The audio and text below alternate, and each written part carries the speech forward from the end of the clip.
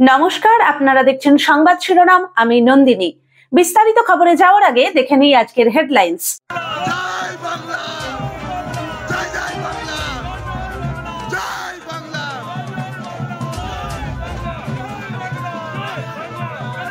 পরে বিরোধী দলনেতা শুভেন্দু অধিকারী বারবার বলছে যে অবাধ শান্তিপূর্ণ হয়েছে, কিন্তু অবাধ শান্তিপূর্ণ এতদিন কি রেজাল্ট কি এরকম হয়েছে যে প্রতিটা 6-6 হলো?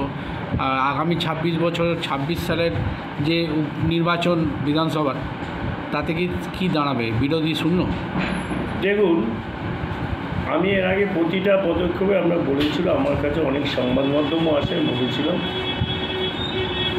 এই যে লোকসভা নির্বাচনে এরা বলেছিল 42-এ 42, তারপরে বললো 35-এ 42-এ 35। তা আমরা বলেছিলাম যে আমাদের 28 থেকে 30টা সিটের মধ্যে আমাদের থাকবে।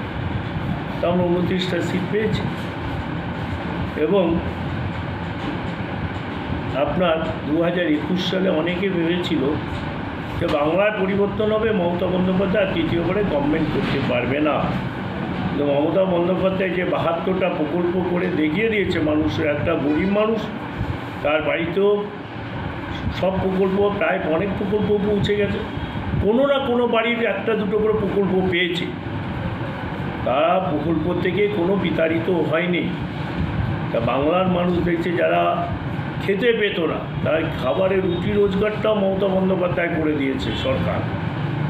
সেটা জঙ্গলমহল, বেলপাহাড়ির মতো মানুষরা পিঁপড়ের ডিম, সজনে পাতা খেয়ে বাঁচত। আমাদের সরকার আসার পরে যে কঙ্কালে শরীরে কঙ্কালে যে চেহারাটা দেখা দিয়েছে, আমাদের সরকার আসার পরে ফ্রিতে চাল, ডাল, বস্ত্র, অন্ন সব দিয়েছে। তাদের বেলপাহাড়ি আসছে, জঙ্গলমহল আসছে, সারা বাংলা আসছে, মানুষ খেতে পাচ্ছে। 2 বছর করোনা অবস্থায় মানুষ মমতা বন্দ্যোপাধ্যায় রাস্তায় নেমে মানুষের রুটি রোজগারটা তৈরি করে দিয়েছে। যাদের কাজ হারিয়ে গেছিলো, খেতে পাচ্ছিল না, তার বাড়িতে যে খাবারটা পৌঁছে দিয়েছে। বাংলার মানুষ কোনোদিন বেইমানি করবে না। তাই এই যে 2021 সালে বাংলার মানুষ দেখিয়ে দিয়েছিল, মমতা বন্দ্যোপাধ্যায়কে মেরে ফেলার চক্রান্ত করেছিল নন্দীগ্রামে, পা ভেঙে গেছিল, সে ভাঙা পায়ে 217টা গোল দিয়ে তৃতীয়বারের সরকারে আমরা ক্ষমতায় এসেছি, মমতা বন্দ্যোপাধ্যায় এসেছে। 2026-এ 270টা সিট নিয়ে আমরা বাংলায় ক্ষমতায় আসবো। বাংলার মানুষ মমতা বন্দ্যোপাধ্যায় ছাড়া কাউকে চায় না। সেমিফাইনাল কি হলো? সেমিফাইনাল রেজাল্টটা আজকে হলো, কি বলবেন? 6-6। যারা অনেক কিছু নিয়ে আন্দোলন করেছিল, সরকার ফেলে দেবে, সরকারের শোচনীয় পরাজয় হবে, বাংলার মানুষ মমতা বন্দ্যোপাধ্যায়কে, তার উন্নয়নকে দেখে, অভিষেক বন্দ্যোপাধ্যায়ের সংগঠনকে দেখে মানুষ দুহাত ভরে ভোট দিয়ে আবার জিতিয়ে দেখিয়ে দিল বাংলায় মমতা বন্দ্যোপাধ্যায়ের বিকল্প কেউ নেই। 2021-এর পর থেকে যে কটা উপনির্বাচনে হয়েছে, যেভাবে উন্নয়ন হয়েছে, মানুষ বিজেপির গড় যেখানে সেখানে আজ তৃণমূলের জোড়াফুল ফুটলো, কী বলবেন? দেখুন, যেটা হচ্ছে বিজেপির গড় বলা ফুল, ওটা যখন কংগ্রেস গভর্নমেন্ট ছিল মাদারিহাট, তখন কিন্তু বিরোধী দল ছিল, ওইখানে জিতেছিল। আবার সিপিএম গভর্নমেন্ট ছিল, সেখানেও কিন্তু আপনার বিরোধী দল জিতেছিল। আবার বিজেপি আমাদের তৃণমূল গভর্নমেন্ট আসার পরে সেখানে মাদারিহাট আমরা বিজেপি ওইখানে জিতেছিল।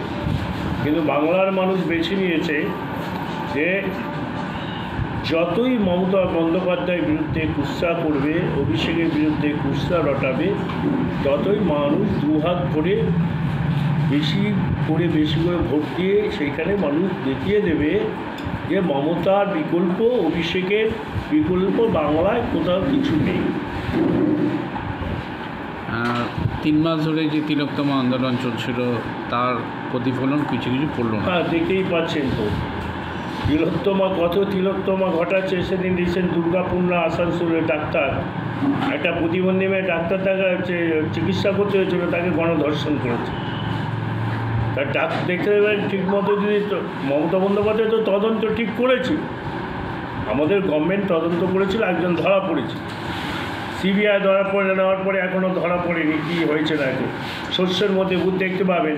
ডাক্তারদের মধ্যেই ডাক্তাররা এটা নোংরামিটা করেছে, কত ডাক্তার এর সঙ্গে যুক্ত আছে ঠিকমতো করলে সিবিআই যদি ঠিকমতো করে, আজ পর্যন্ত সিবিআই কোনো কাজ সঠিকভাবে করতে পারেনি, ইডি সিবিআই কোনো কাজ সঠিকভাবে করতে পারেনি।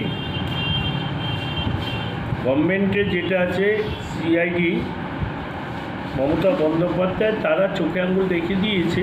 আজ দেখবেন হাইকোর্ট বলে দিয়েছে, সুপ্রিম কোর্ট বলে দিয়েছে যে আজকে সংবাদ মাধ্যমে যেটা দেখলাম যে ইডি সিবিআইয়ের প্রতি মানুষ আর ভরসা নেই, আসাও ভরসা নেই, তার সঠিক সিদ্ধান্ত সঠিক তদন্ত ওরা করতেও পারেনি, পারবেও না। কিন্তু গভর্নমেন্টের মমতা বন্দ্যোপাধ্যায় যে গভর্নমেন্টের আন্ডারে সিআইডি আছে তার 24 ঘন্টা তার তদন্ত বের করে দিয়েছে। তাহলে আজকে তিলোত্তমাকে যেটা ঘটনা ঘটেছে লক্ষ্যজনক ঘটনা, কিন্তু আমরা এখনও চাই, কিন্তু এই যে নোংরামিগুলো করলো, আমি তো প্রথম দিন আমি বলেছিলাম যে আন্দোলনের মতে চলুক, পরিষেবার মতো দেওয়া হোক। গভর্নমেন্টও বলেনি, মমতা বন্দ্যোপাধ্যায় বলেনি যে তোমরা পরিষেবা বন্ধ করে দিয়ে অবস্থান, তোমরা আন্দোলন যেটা করছো করো, কিন্তু তার মধ্যে অনেক মানুষ যে মারা গেল বিনা চিকিৎসা, তাদের খেসারটাকে দিতে হবে। এখন যদি বাংলার মানুষ যদি জনরসের মধ্যে ডাক্তারগুলো পালানোর রাস্তা খুঁজে পাবে, আজকে দেখেছেন সেদিনকে 2-3 দিনের মধ্যে ফষ্টি করতে গেছে হোটেল রেস্তোরাঁতে, হ্যাঁ, না ডাক্তার না পশু না কোনো কিছু। যারা তিলোত্তমার নাম করে রাস্তায় আন্দোলন করেছে, টাকা তুলেছে, ফুর্তি করেছে, মাংস খেয়েছে, বিরিয়ানি খেয়েছে, কাদের টাকা? যে গভর্নমেন্ট যে টাকাটা মাইনেটা দিচ্ছে কাদের টাকা? গভর্নমেন্ট টাকা দিচ্ছে, সেই টাকা নিয়ে আজকে ফুর্তি করছে, সরকারের বিরুদ্ধে যাচ্ছে। ধিক্কার জানাই ডাক্তারদের, এই ডাক্তারদের ধিক্কার জানাই, তিরস্কার জানাই। আজকে এত আন্দোলন করে বাংলার মানুষ বুঝে গেছে এরা সঠিক আন্দোলন করেনি, এটা রাস্তায় বসে নোংরামি করার চক্রান্ত করেছে, নবান্নেতে ভাঙার চক্রান্ত করেছে। বাংলার মানুষ তাই বুঝিয়ে দিয়েছে নির্বাচনে যে মমতা ছাড়া বাংলায় দ্বিতীয় আর কেউ নেই, বা ভারতবর্ষের মধ্যে মমতার মতো সততার ব্যক্তি আর কোথাও দ্বিতীয় মুখ্যমন্ত্রী পাওয়া যাবে না।